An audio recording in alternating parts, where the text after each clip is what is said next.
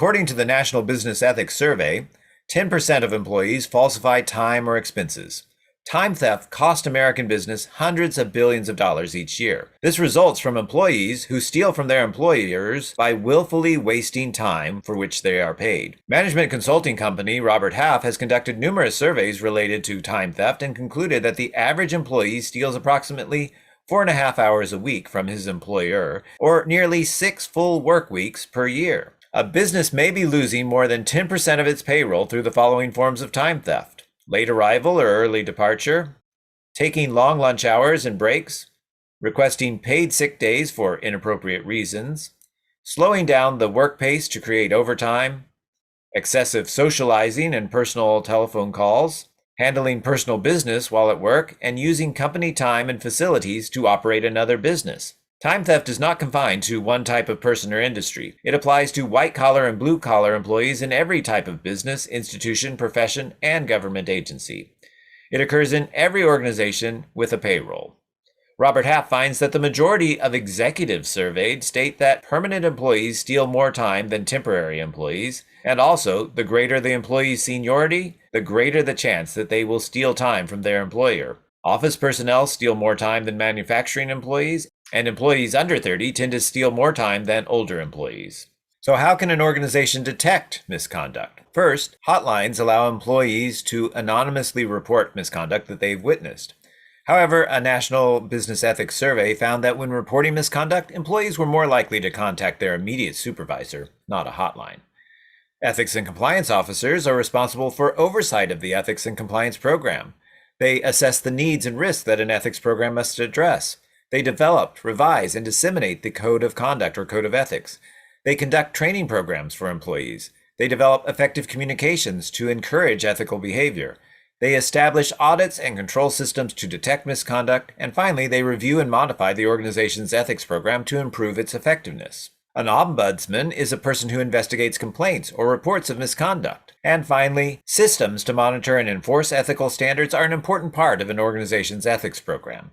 An effective ethics program employs many resources to monitor ethical conduct and ensure the program's effectiveness, such as observing employee behavior, internal audits, surveys, reporting systems, investigations, and independent audits. Now let's talk a little bit about the fraud triangle. Although commonly used in auditing for fraud, these elements are present with many unethical behaviors. For fraud to occur, all 3 elements must be present. Pressure or motivation for fraud can include things like medical bills, expensive taste, or addictions that cause a financial problem so that the person needs money. With other unethical behaviors, the specific work situation includes the motivational carrots and sticks that superiors can use to influence employee behavior. Pay raises, bonuses, and public recognition are carrots or positive reinforcement, whereas reprimands, pay penalties, demotions, or even firings act as sticks or negative reinforcements. For example, a salesperson that is publicly recognized and given a large bonus for making a valuable sale that he obtained through unethical tactics will probably be motivated to use unethical sales tactics in the future, even if such behavior goes against his personal value system. Research has shown that there's a tendency to more leniently discipline top sales performers than poor sales performers for engaging in identical forms of unethical sales behavior. So pressure can arise from the rewards and punishments in the organization. Someone may feel a pressure to save the company, or they may feel pressure to perform to avoid losing one's job, such as with a rank and yank policy in which an organization fires a percentage of lower performing employees each year.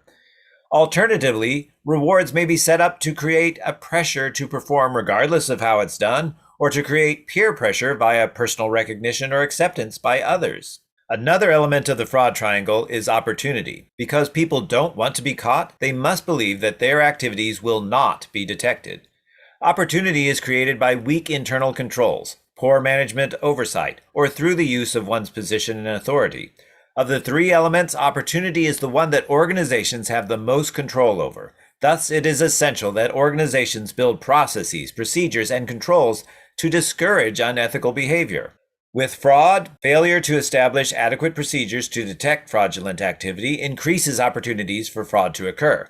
Internal controls should prevent employees from being in a position to commit fraud.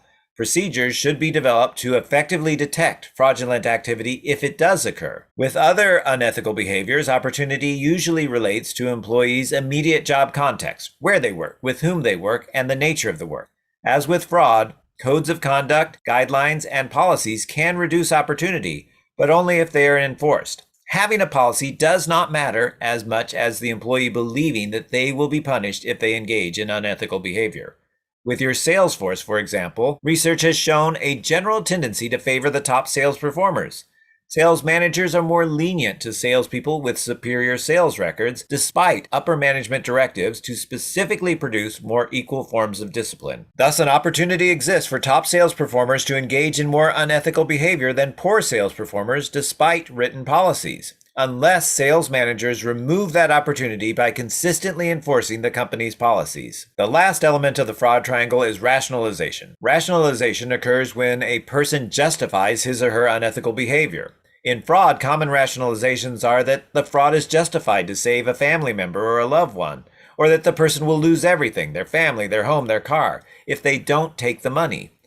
There's also the rationalization that no outside help is available, that the person intends to pay back any stolen money, or job dissatisfaction such as low salaries, poor work environment, mistreatment by managers means that something is owed to the person. People also try to justify other unethical behaviors. Common justifications include the unethical behavior was needed to save my job, save the company, or that I was just doing something that my boss wanted me to do, or that other employees have done. So why is rationalization needed? Fraud and other types of illegal or unethical conduct create feelings of guilt and shame in most people, and this discourages most people from engaging in criminal or unethical acts. Thus, would-be perpetrators first must find ways to preemptively neutralize the guilt and shame and protect their self-image before they participate in fraud or other criminal or unethical behavior. Criminologists Gresham, Sykes, and David Matza outline 5 neutralization techniques that people often use to rationalize criminal or unethical behavior. First, denial of responsibility. The perpetrator claims that he really isn't responsible because the action or its consequences were unintentional, accidental, or done out of necessity. In other words, I had no choice. Second, denial of injury. The offender minimizes or denies the harm done, such as by claiming an assault was merely intended to scare someone, or was just a joke, or that the stolen money was merely borrowed, or that the victim is too rich to even notice that it was missing. Third, denial of the victim. The offender acknowledges the injury but claims that the victim is unworthy of concern because the victim deserved it. The offense is portrayed as retaliation for something done by the victim, or as a preemptive strike to stop an attack by the victim. For example, fraud's okay in this instance because my employer is unfair. Condemnation of the condemners. The offender attempts to turn back the charges by questioning the motives of those who condemn the offender's actions. For example, if the boss accuses a fraudster of fraud, the fraudster may lash out at the boss for singling him out unfairly, prosecuting him out of malice, racism, envy, or something else. The fraudster may also claim that it is morally unacceptable for him to be punished, when everyone else has done similar things and is not punished. Appeal to higher authorities is when the offender denies that the act was motivated by self-interest, but was done to achieve a higher purpose or obligation. For example, a criminal or unethical act was done to protect or help family, friends, or fellow employees of the organization. Offenders might even claim to have been acting for political motives and thus characterize their behavior as a form of dissent or civil disobedience. 2 additional techniques, proposed by others, have expanded the original list of Sykes and Matza's neutralization techniques. First, everyone else is doing it. Unlike when the offender uses others' violations without consequences to condemn the condemners, or to say that it was necessary to remain competitive in the industry, here the mere fact that others are also acting unethically is used to suggest that it is unreasonable for society or the organization to expect compliance. This appeal to widespread violation may be used to remove the stigma associated with the offense. In both cases, the goal is to show that the law or ethical norm is out of touch and therefore should be changed. And finally, claim to entitlement involves the offender admitting to acting in self-interest but still claiming to be entitled to act that way or argue that he or she was acting within his rights and that efforts to stop him or her are unjust or unnecessary interference. Certain offenders may even claim that their good behavior on past occasions or in other respects entitles them to act badly in this one area. Sometimes organizations object and say, but we're a small organization, we're going through a downturn in our business, or we can't afford a compliance program. That may be true. The cost of compliance is high, but the cost of non-compliance can be astronomical.